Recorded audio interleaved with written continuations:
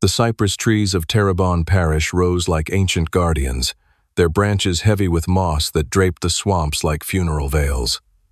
Folks said the bayou listened, remembered, whispered. But in the spring of 1854, it did something different. It warned. A strange rumor drifted through the plantations like a fever. Someone was carving coffins. 11 of them, all from the same grove of old cypress deep in the marsh. Some swore they'd seen a slim shadow dragging lumber at night. Others claimed the hammering came from beneath the water itself. But no one knew the truth. No one except the one they whispered about in hushed, uneasy tones. Elias.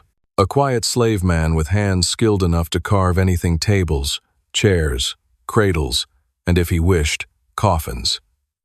He was slight, polite, gentle-eyed, the kind of man overseers dismissed as harmless, almost invisible. But beneath that stillness lived something razor-sharp. Elias had watched 11 masters, friends of his own owner, ruin families, split mothers from daughters, and hang men for glancing too long in the wrong direction. And after one brutal night, when Elias lost the last person he loved, he stopped being invisible. He started carving. Each coffin was the exact length, width, and depth for a particular man. He carved initials into the bases where no one would ever see. He sanded the wood smooth so it would not splinter their skin. He lined each one with moss soaked in river water. And every night, when he carried another finished piece into the swamp, the bayou seemed to breathe heavier. 11 coffins, 11 men, 11 names carved into his memory like blades. And dawn was coming. The first cypress tree fell at dusk. Elias swung the hand axe slowly, methodically, not with the fury of vengeance, but with the discipline of a craftsman. The tree groaned under each strike, its bark shuddering, its sap weeping. The swamp seemed to hold its breath. Above him, the air hummed with insects. Frogs croaked from hidden pools, and somewhere far off a gator slid into water. Elias barely noticed. His breath came steady, shoulders rising and falling like waves. When the trunk finally cracked and thundered to the earth, the sound rolled across the marsh like an omen. Elias dropped to his knees beside it. He placed both palms on the smooth bark, bowed his head and whispered, "Forgive me for what I will make of you." The first coffin had to be perfect. It was for Silas Moreau, the man who held the rope the night Elias's sister, Ruth, swung from the oak. The man who laughed when Elias screamed her name. The man who walked away as if he had brushed dirt from his boots. Elias measured the lumber with a string of plaited grass. He didn't need Silas present. He knew the man's height by heart. Every detail had lived in his mind for months. He worked by moonlight. The marsh wasn't kind to a lone man. Mosquitoes nipped, mud clung to ankles, owls watched from branches. But Elias carved anyway, blade slicing wood with soft, steady strokes. The cypress smelled sweet, earthy, like rain-soaked earth and river storms. His hands did not shake. As the box formed, shaped beneath his fingers, something inside Elias loosened. Not peace, never peace, but certainty. Purpose. He had no gun, no knife meant for killing, but he had wood, skill, and time. By midnight, the coffin lay complete. Smooth edges, tight seams, perfectly fitted planks. It was beautiful. Elias wiped sweat from his brow and stood over it, chest heaving. A firefly drifted past, blinking soft gold. Another followed, and another. Soon the air glowed as if the swamp itself approved. He whispered, "Ruth, first one's ready." But he wasn't done. He took his knife and etched small initials into the underside of the lid. S.M. No one would see it except the worms. He then dragged the coffin heavy, but draggable across the mud toward the deepest part of the swamp. His muscles trembled, his breath burned, but he did not stop. He reached the water's edge, where the moon shimmered on the surface like a silver knife. He dipped his fingers into the murky water. It felt cool, thick, like secrets. 1 coffin down, 10 left. As he pushed the wooden box into the reeds, letting it rest half hidden beneath the cypress roots, the swamp rustled behind him. Something moved, a shape, a shadow, a whisper. Elias did not turn. The swamp always watched. It always listened. Tonight, it had begun to remember, and so had he. The morning after the storm, the bayou felt swollen with secrets. Fog rolled low over the cypress roots like a living thing, slinking between shadows, licking at the porch steps of Bellemare Plantation. The whitewashed house, normally glowing in the Louisiana sun, looked dull and gray, as if mourning something it could not yet name. Inside, Master Calhoun Bellemare paced the parlor like a panther testing a cage. His boots thumped across the pine floorboards, each step sharp enough to wake the dead if they hadn't already risen the night before. 11 men, 11 bodies, all found breathless, and all of them discovered in the same uncanny place laid neatly atop cypress coffins that no one claimed to have carved. Calhoun clenched a cigar between his teeth, but he wasn't fool enough to light it. The stench of the storm still clung to everything, and he knew the scent of fear would only sharpen beneath smoke. Behind him, Overseer McGraw stood stiff as lumber. He had seen the bodies, he had seen the coffins, and he had seen the strange carvings etched deep into the wood spirals. Serpents, and a symbol the old folks whispered belonged to the marsh spirits long before the Spanish, French, or Americans ever reached this land.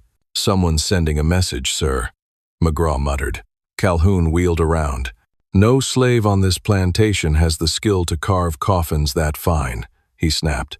"You saw the dovetail joints. You saw the perfect sanded finish. Hell, I couldn't carve something like that." McGraw swallowed. "I know who can." Calhoun froze. He knew the answer before McGraw said it.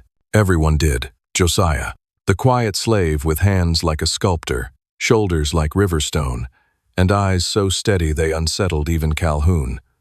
Josiah never spoke unless spoken to, and even then his words were smooth, calm, too calm. He worked in the wood shop behind the cane fields, shaping bowls, chairs, toys for the Bellemare children, and, once a year, coffins for the plantation dead, but never more than one, never 11. Calhoun spat the unlit cigar into the fireplace. "Fetch him." McGraw hesitated.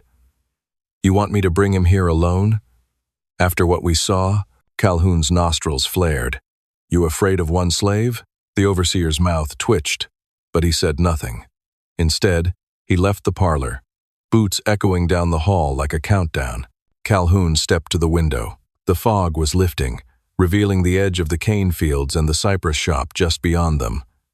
Josiah stood outside it, sharpening a chisel on a whetstone, the motion slow and rhythmic. Watching him stirred a memory Calhoun wished he could scrub out of his skull.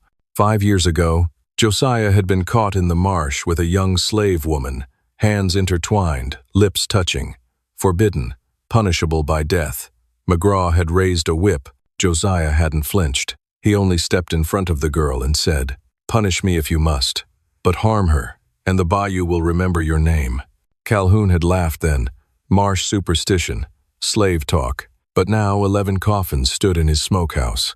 11 men dead with no wounds, no bruises, no marks. 11 faces frozen in the same expression. Terror. McGraw returned with Josiah shortly after. The woodworker entered without resistance, posture relaxed despite the guns trained on him. "You called for me, master," he said, voice gentle. Almost too gentle. Calhoun glared. "You been carving something I should know about?" Josiah's eyes drifted slowly, carefully to the fireplace poker leaning beside Calhoun's chair, then back to Calhoun's face. "No, sir. I've carved what you've ordered, nothing more." Calhoun's skin prickled. McGraw stepped forward, voice cracking as he tried to sound confident. "The coffins, 11 of them, cypress wood, fine joinery, same craftsmanship as yours." Josiah blinked. "Is that so?" "Don't play games with me," Calhoun shouted. "Those coffins didn't carve themselves." Half a second passed. Then, another. Josiah tilted his head. "Did you ask the dead?" A cold silence snapped through the parlor like a whip. McGraw's hand flew to his pistol. Calhoun's breath caught. "What did you say?" the master whispered. Josiah didn't blink, didn't swallow, didn't move. "I said," he continued softly, "wood remembers what hands have touched it, and the bayou remembers the names of those who spill innocent blood."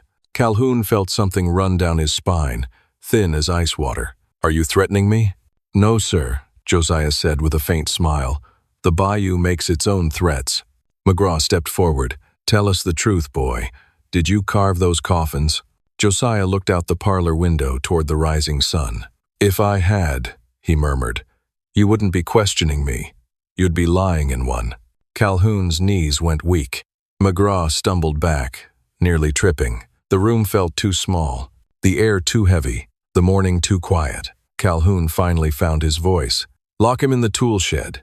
Tonight, we question him again. Josiah didn't resist as McGraw let him out, but as he reached the doorway, he paused and glanced back. Master Bellemare, he said evenly, you might want to check your family's graves. Calhoun stiffened. What for? Josiah gave that same soft, unsettling smile. To see if the coffins are empty. He walked out before Calhoun could speak. A wind rose suddenly, rattling the shutters. The parlor door slammed on its own, and for the first time in his life, Calhoun Bellemare felt like prey. Rain hammered the cane fields as if the sky itself were trying to wash the plantation clean. The overseers had spent the morning searching every corner of the property. Barns, sheds, lofts, the cane rows, the swamp edges, every place a runaway might hide. Yet they found nothing. No footprints, no broken brush, not even a rumor of movement. They were right to be afraid, because Caleb had not run. He had stayed exactly where no sane man, slave, or free would remain. The cypress grove where the 11 unfinished coffins rested under a tar-soaked cloth, waiting for the final sanding, the final polish, the final souls. But no one knew that except the one who mattered, Master Horace Leclerc. Caleb sat in his assigned corner of the slave quarters, hands bound with iron cuffs. They had chained him the previous night, after accusations of witchcraftiness and unnatural silence. They never liked that he didn't beg, didn't whine, didn't explain. His silence unnerved them. His calm terrified them. Boy, Overseer Danton barked from the doorway. You hear me ask you something? Where'd you go last night? Caleb lifted his eyes slowly, not defiantly, not submissively, just slowly. Danton swallowed. It felt too much like looking into something old and patient. I didn't leave, Caleb said. You lyin'. Horace says he saw you walking toward the tree line. Caleb blinked once. Then why didn't he follow? Danton's face twitched.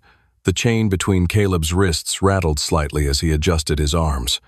Two nearby slaves, Marybeth and old Jonas, shifted nervously. They'd known Caleb for years.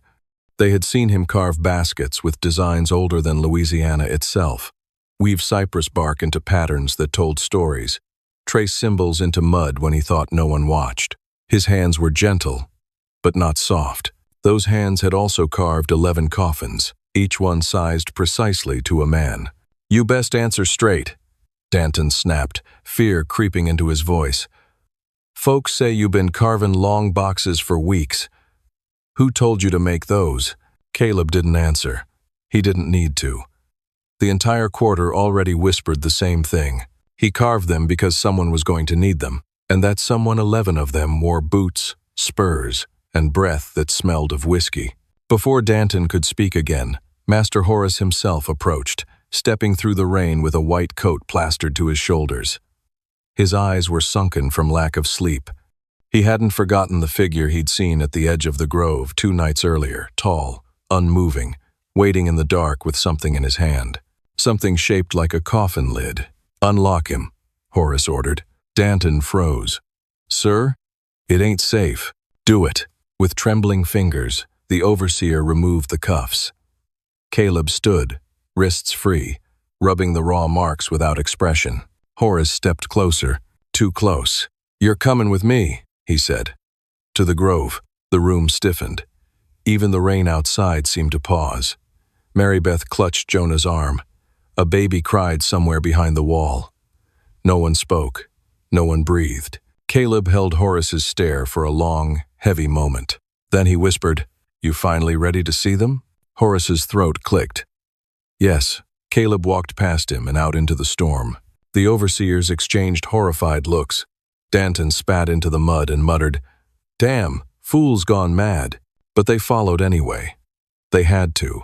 Horace might be many things, cruel, greedy, half-drunk on power, but he was still the master. And masters did not walk alone with slaves who carved coffins for men who were still alive.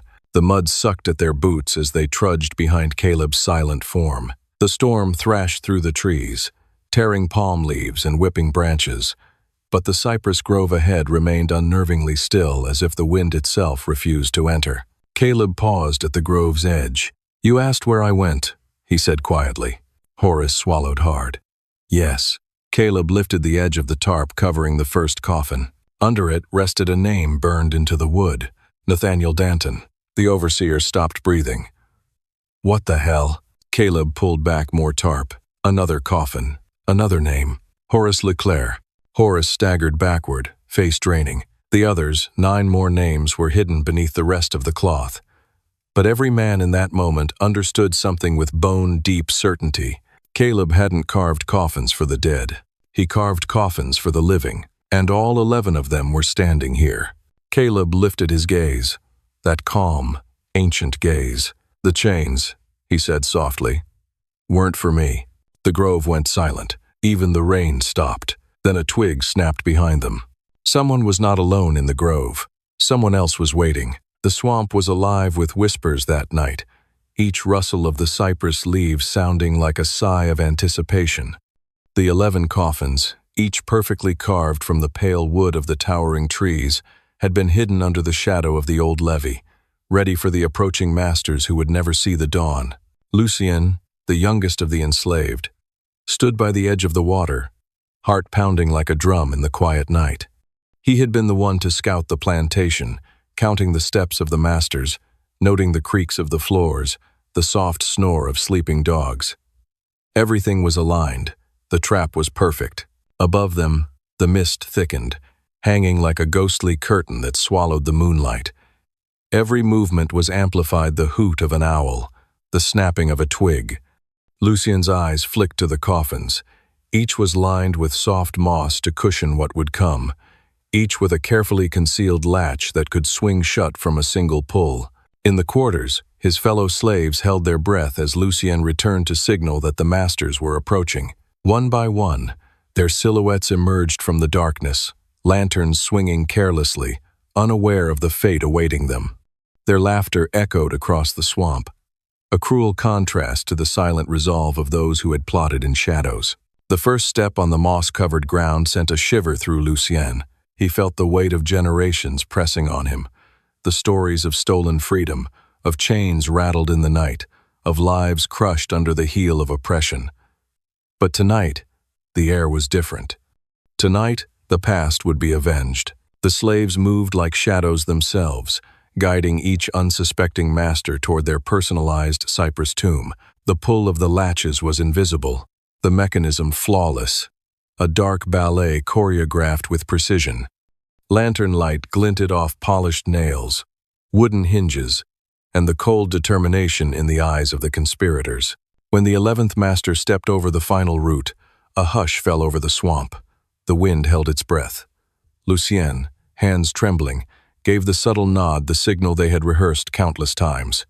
One by one, the latches were released, and the heavy lids clamped down with a finality that rang louder in the night than any shout could have. For a long moment, only the sound of the water lapping against the cypress knees broke the silence. Then came the muffled groans, the scratching of fingernails against wood, the futile attempts of those who had underestimated the quiet cunning of the enslaved. Outside, the swamp seemed to lean closer, listening, approving, the mist curling around the cypress like a shroud of justice. Lucien watched from the shadows, chest tight, as the reality of their vengeance settled over the levee. 11 masters, once drunk with arrogance, now confined in the silent embrace of the swamp. Their cries would fade by morning, leaving only the echo of the oppressed reclaiming their night. And as the first gray of dawn bled over the horizon, the swamp swallowed the last sound, leaving the levee peaceful once more. Yet, in that peace was a warning. The cypress had witnessed what no human heart should endure, and its memory would linger, carved into the night as surely as it had been carved into the coffins themselves. The morning light in the Louisiana swamp was deceptive, soft and golden, glinting off the wet cypress knees and reflecting on the sluggish waters as though nothing had changed. Yet the air carried a weight heavier than the humidity, a silence so thick it pressed against the ears and made every small sound the drip of water from moss, the distant cry of a heron feel like an alarm. The 11 masters, whose names had been whispered in the quarters with fear and contempt, were now conspicuously absent from the plantation. Their carriages remained at the edge of the yard, still rocking slightly from their hasty halt the night before. Horses pawed the ground nervously, sensing the tension, their breaths misting in the cool dawn. The slaves moved among them silently, feigning normalcy as they went about the day's tasks. Each step, each sweep of a broom, each wash of linen, carried the quiet knowledge that the plantation's power structure had shifted irrevocably. Lucien stood at the edge of the levee, eyes scanning the swamp where the cypress coffins lay hidden under the veil of morning mist. Even from here, he could sense the faint, almost imperceptible movements beneath the water, the shuffling, scratching, and muffled thuds that told him the trap had worked perfectly. Though he could not see them directly, the swamp seemed alive, thrumming with the echo of what had occurred in the dark hours. The water had claimed the arrogant, and it had whispered to him of the justice delivered by hands that had been bound for too long. Meanwhile, in the main house, the absence of the masters became undeniable. Mrs. Dupont, the mistress who had overseen the domestic staff with haughty cruelty, wandered the halls in bewilderment. Doors that should have opened easily resisted her, and footsteps echoed in rooms that no one occupied. Each hall she crossed, each corner she turned, seemed to emphasize her sudden vulnerability. She could not summon a word, not a command, for the men who should have enforced her authority were nowhere to be found. In the quarters, the slaves exchanged glances and small, restrained nods, their satisfaction quiet but palpable. Freedom was not yet claimed, not fully, but for the first time in years, they had glimpsed a night where their tormentors could be humbled, where fear could be turned back on those who had long wielded it. Mothers whispered to their children, recounting the events with caution, shaping the story so that the lesson of cunning and patience would endure. Lucien approached the riverbank, where the surface reflected the morning sun in fractured shards of gold and silver. He knelt and ran a hand through the water, feeling the current swirl around his fingers, carrying with it the faint scent of earth and decay. Somewhere deep beneath, the cypress held the trapped men in a firm, unyielding embrace. He imagined their faces pressed against the wood, their eyes wide with shock, their pride stripped bare. The swamp had performed a service, one that no human hand could have executed with such silent efficiency. Back at the quarters, the elders gathered the young men and women, speaking softly of what had happened. They described the preparation, the careful carving of the coffins, the timing, the lure of greed and ignorance, and stressed the moral. Cunning and unity could outmatch brute force, and the chains of oppression, though heavy, could be turned into instruments of justice. Lucien listened, chest tight, knowing that he had played a pivotal role, yet understanding that the swamp, the mist, and the natural world around them had been allies in a plan that surpassed mere human design. By midday, the plantation seemed eerily normal. Laundry hung from lines, the smell of cooking drifted through the air, and the clatter of tools echoed faintly in the fields. Yet every movement was measured, deliberate. The ghosts of the night's actions lingered like a shadow under every tree, behind every shutter, and in every reflection on the water. Even the livestock seemed subdued, aware of a new order that had taken root silently, but irrevocably. As the sun climbed higher, Lucien returned to the levee, gazing out over the swamp with a calm determination. He knew that no one would speak openly of what had happened. Fear and shame would do that, but he also knew that the story would travel quietly through whispers, teaching the future generation of enslaved what patience, preparation, and courage could achieve. And somewhere beneath the cypress, where water and wood intertwined, the 11 coffins rested, holding their human cargo in silent testimony. Each man's pride, arrogance, and cruelty had been bound and concealed, leaving behind the ultimate lesson that no matter how powerful one seemed, nature, cunning, and the long memory of the oppressed could bend the world to justice. The swamp sighed, and the plantation exhaled with it. For the first time in a lifetime, there was a balance, precarious yet profound, resting on the thin line between fear and freedom. And in that stillness, Lucien understood the truth of the swamp. It remembered, it judged, and it delivered a reckoning far more precise than any man could imagine. The dawn came slow over the Louisiana Bayou, spilling gray light across the fields of cane that stretched like a sea of green under the sky. The plantation, once alive with the boisterous commands of masters and overseers, now moved to a quieter rhythm. Slaves worked the fields with a vigilance born not only of labor but of the lingering memory of the previous night's terror. The Cypress coffins, though hidden beneath mud and mist, weighed heavily on every mind that knew their secret. Lucien walked along the narrow path between the tall stalks, his eyes scanning for any sign of danger. Though the 11 men were trapped, he knew the lawless world outside the swamp could still bring threats. Word traveled fast among the planters and their kin, and there were bound to be those curious or foolish enough to search for answers. His muscles tensed with every step, the cane whispering against itself in a language only the wind understood. In the quarters, whispers spread like fire through dry brush. Mothers warned daughters and sons to keep their ears open and their voices low. Every word carried caution. Every glance carried significance. The story of the Cypress coffins had transformed into a tale of empowerment, a parable of what could happen when intellect and patience were combined with a willingness to act decisively. Yet beneath the story, fear still ran deep.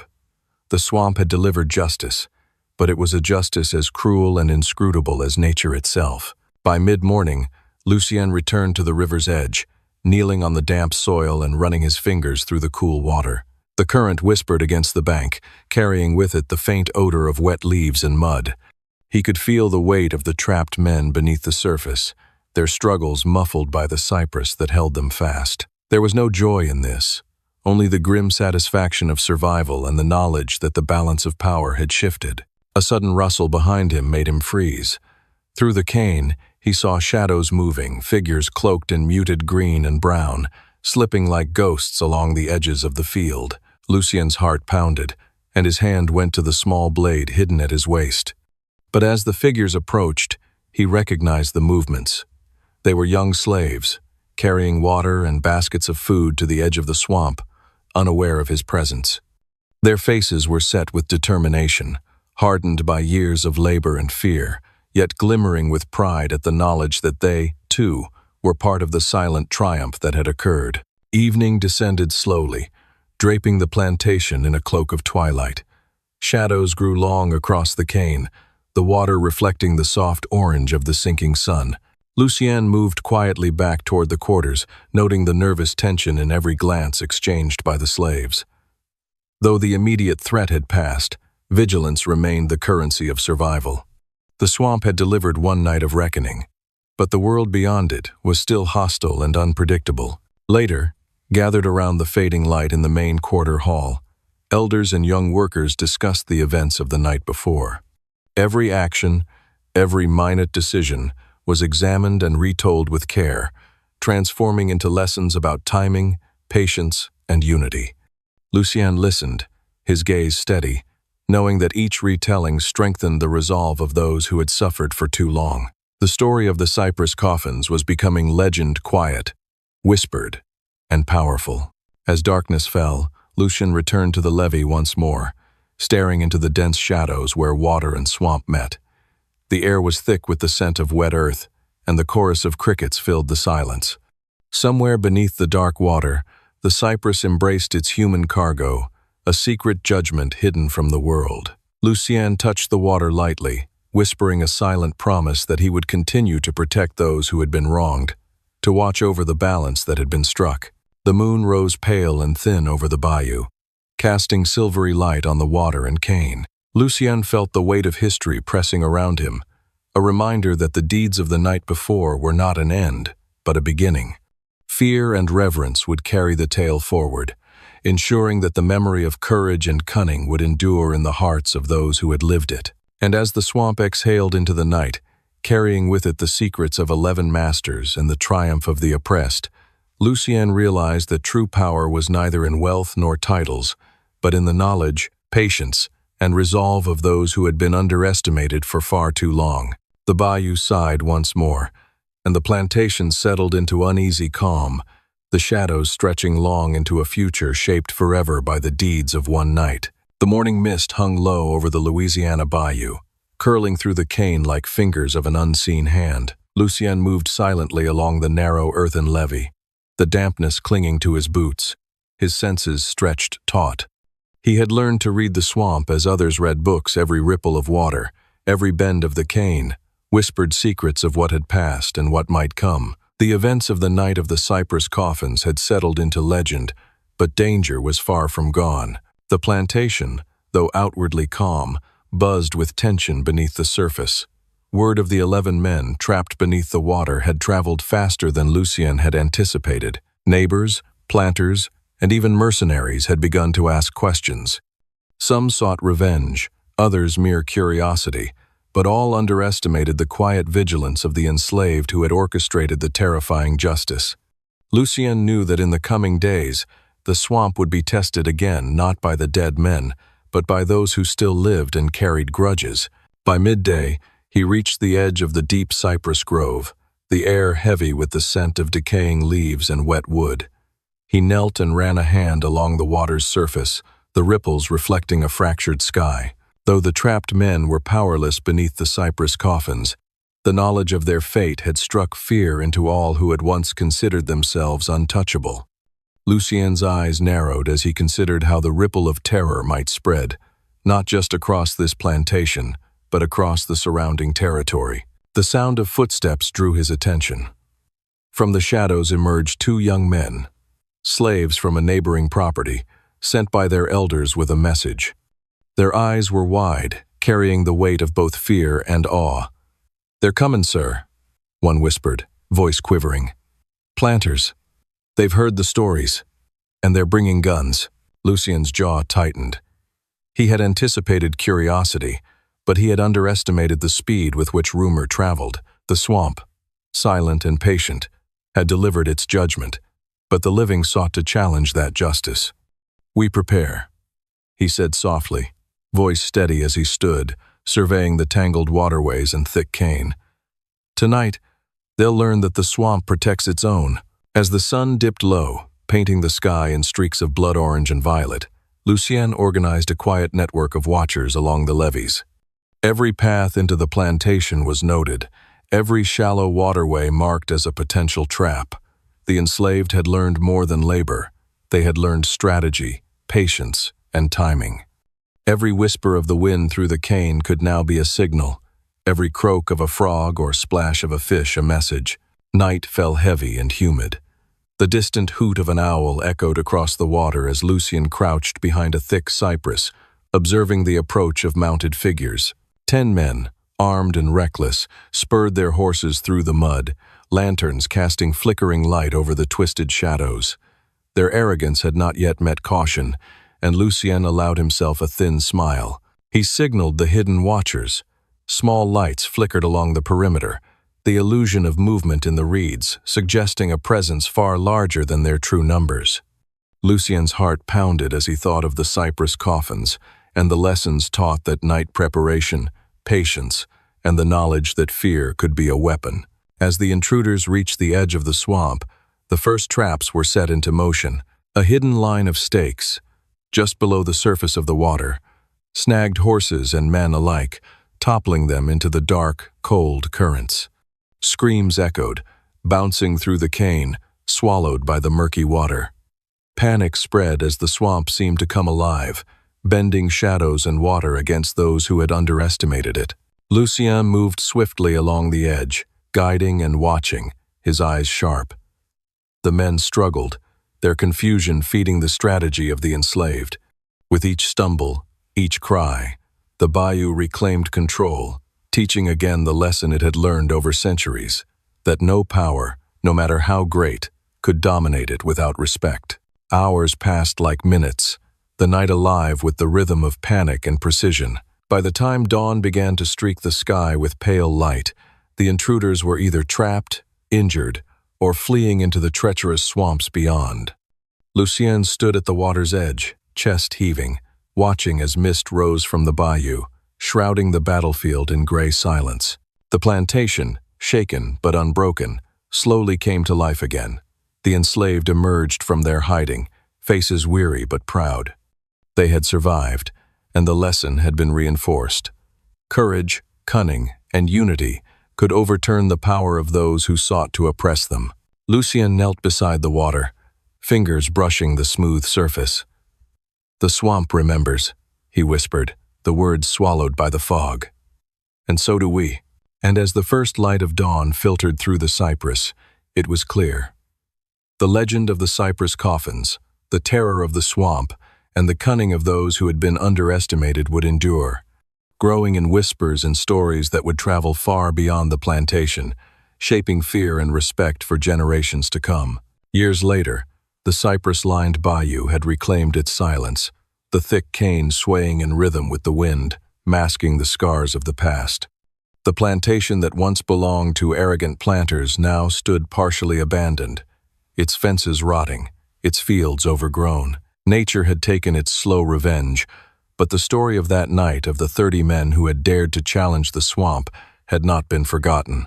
Lucien, older now, moved quietly among the shadows, his once youthful frame hardened by years of vigilance and survival.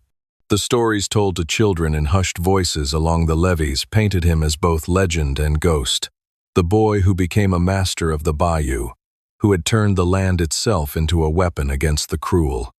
In the surrounding parishes, parents warned misbehaving sons, "Beware the swamp and those who walk its edges, for they remember." Yes, the enslaved community that had orchestrated the ambush had dispersed after emancipation, but their legacy persisted. Each had carried the memory of that night, the precision, the courage, and the knowledge that the swamp itself was an ally. Across the South, whispers of Cypress coffins and Bayou justice traveled, striking fear into those who had once wielded power with impunity. Visitors who dared approach the bayou in the morning spoke of strange phenomena. Horses balked at shallow water, reeds seemed to shift with a mind of their own, and sometimes, when the mist was heavy, the outline of figures moving silently among the cypress could be seen always just beyond reach, always watching. Many dismissed it as imagination, yet none could deny the chill that ran down their spines as the water lapped at their boots. Lucien himself had long since learned that victory in the swamp required patience, foresight, and respect for its rhythms. He would sit for hours by the water's edge, watching, remembering, and occasionally whispering a prayer of thanks to the spirits of those who had guided him. The bayou had been his mentor, protector, and weapon. Every ripple of water, every shadow among the cane, reminded him that true power often resided in the patient and the observant. Generations later, the story of that fateful night remained etched in local memory. Historians wrote cautiously, often dismissing the events as folklore, but families of the enslaved told it with reverence. A tale of justice, cunning, and the unbreakable spirit of those who had once been considered powerless. Children learned of Lucien and the Cypress coffins as a cautionary tale, a story to inspire courage and ingenuity, a reminder that the land itself could protect those who knew how to listen. The plantation itself was reclaimed by the wild. Trees rooted through floorboards, moss consumed the walls, and wildlife thrived where men had once imposed their will. And yet, each evening, as the sun sank into the bayou, the water reflected not only light but memory, the memory of fear, justice, and the careful, unrelenting spirit of the enslaved who had refused to be broken. Lucien's final act was quiet and deliberate. On a misty morning, he walked to the edge of the deepest cypress grove, now alone, and released a single lantern into the water. It drifted, flickering, a small tribute to the men who had been buried, the enemies who had been trapped, and the swamp that had remembered it all. The light bobbed gently, carried by the current, before disappearing into the fog. The bayou sighed in response, and in that sigh, one could hear the echoes of a promise kept, that no matter how cruel, how arrogant, or how untouchable the oppressors had seemed, the land, the water, and the cleverness of those who were underestimated would always find a way to reclaim justice. And so, the legend endured, whispered from one generation to the next, a tale of shadows, strategy, and survival. A story that began with 11 cypress coffins and a swamp that never forgot. The swamp had grown older, thicker, and more secretive over the years, yet it never forgot. Lucien, now a man whose youth had long since hardened into the careful precision of survival, moved silently along the edge of the bayou, his boots barely making a sound on the soft, waterlogged earth. Even the owls, usually bold in the darkness, seemed to defer to him, sensing the aura of someone who belonged to the shadows. He paused at a bend in the water where the cypress trees formed a natural archway. Moonlight slanted through the hanging moss, casting ghostly shapes on the black water. Lucien's gaze fell on a series of shallow depressions near the bank, remnants of the ambush from years ago. Overgrown with cane and vines, they were almost invisible, yet in his mind, each was as vivid as the day it happened. The men who had dared cross the swamp had left behind echoes that the water could not wash away. Tonight, he wasn't alone. From the reeds, faint movements hinted at figures watching, listening. Not enemies, he could feel it in the rhythm of their breathing, but descendants of those who had stood with him, those who had learned the way of the swamp and carried its memory. They emerged slowly, stepping into the moonlight, carrying lanterns that cast soft pools of gold across the water. Lucien nodded once, acknowledging their presence without a word. He reached into the water, brushing his fingers across the surface. The bayou responded subtly, ripples spreading in concentric circles, whispering secrets in the language of shadows and mud.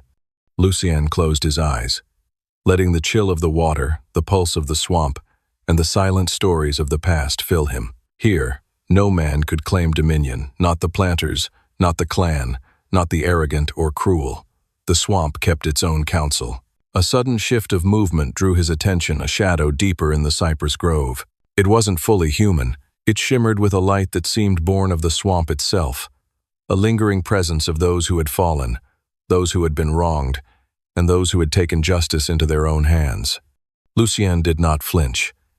He had long since learned to respect these remnants, to understand that the swamp remembered every betrayal and every act of courage. He walked forward, stepping lightly, each footfall a conversation with the earth. At the center of the bend, where the water ran deepest, he knelt and placed his hands on the soil. He whispered the names of those who had fallen, the planters, the clan riders, the loyal allies, and in return, the water lapped gently at his hands, carrying his words into the current. It was a ritual of acknowledgement, a quiet act of reconciliation.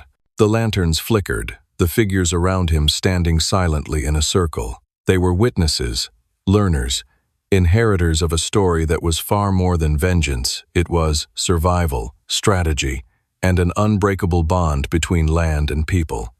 Lucien spoke no further. There was no need. The swamp itself hummed with understanding. When dawn approached, the mist thickened, shrouding the bayou in silver. Lucien rose slowly, his shadow stretching long across the water. The watchers melted back into the trees, leaving him alone with the swamp, the ghosts, and the memories.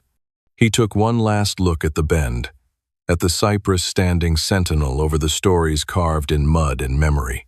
Then, silently, he vanished into the morning fog, leaving only footprints in the soft earth, footprints that would disappear with the tide, but whose echoes would persist in the stories told by those who respected the power of the bayou.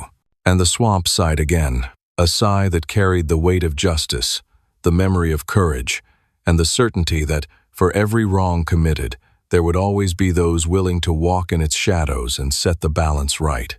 Thus ended the final chapter of the tale, not with a bang, but with the quiet, eternal authority of the land itself, the witness, the judge, and the keeper of all secrets.